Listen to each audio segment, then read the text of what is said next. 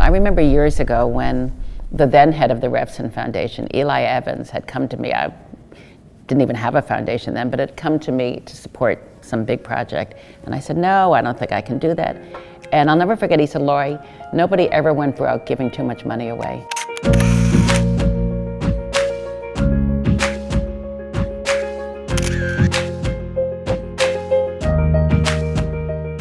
Your family is very philanthropic, but it's genuine and heartfelt. The Tisch family doesn't just write a check and abandon it.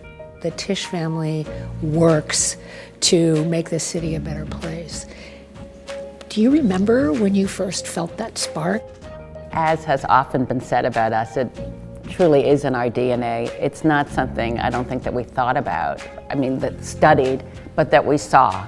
I know you were at my father's memorial service, and I was lucky to have been given the job to speak about his philanthropy. But I also spoke about smaller things, about the letter that he got from a firehouse when the Dalmatian ran away, and he bought a new Dalmatian, or kids who wanted to come to his office just to meet him and get his autograph.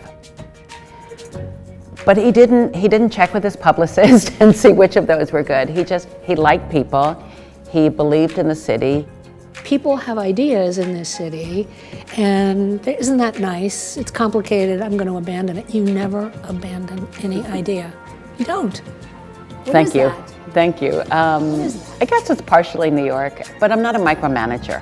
I've been lucky to be able to be surrounded by really good people, whether it's the Children's Museum, the Center for Arts Education, the Laurie M. Tisch Illumination Fund.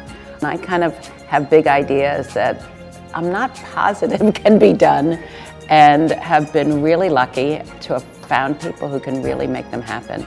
And I think it's important not to micromanage and to trust the people that you work with. You were so passionate about the arts becoming accessible to the people here, that it was important that the arts weren't considered elitist and they were for everyone. And that same accessibility, I think, echoes in the food carts.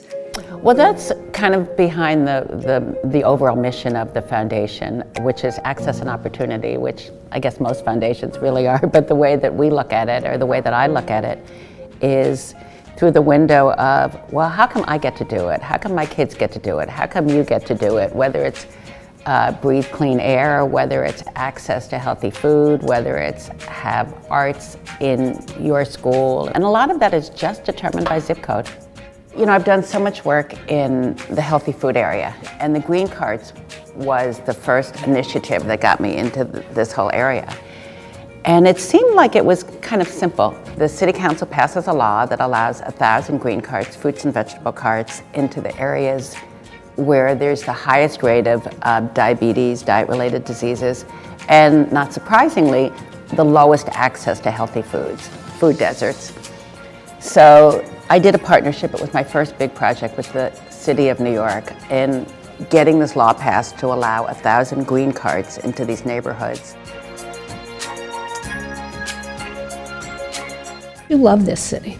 I do love the city. What do you love about this city? Well, it's interesting because I have the opportunity to be in all 5 boroughs, and many Manhattanites don't do that. So they love Manhattan, they love Lincoln Center, they love the Whitney, they love the Children's Museum, the Metropolitan Museum, Bergdorf Goodman, Central Park, all great things, but don't see how great the entire city is in its own way, in its own food, in its own culture.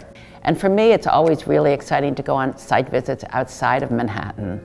You know, we did a food pantry in Brooklyn and bringing arts into this housing project in the Bronx. And people forget that there are really bright people, really creative people, really committed people doing really interesting things in every borough.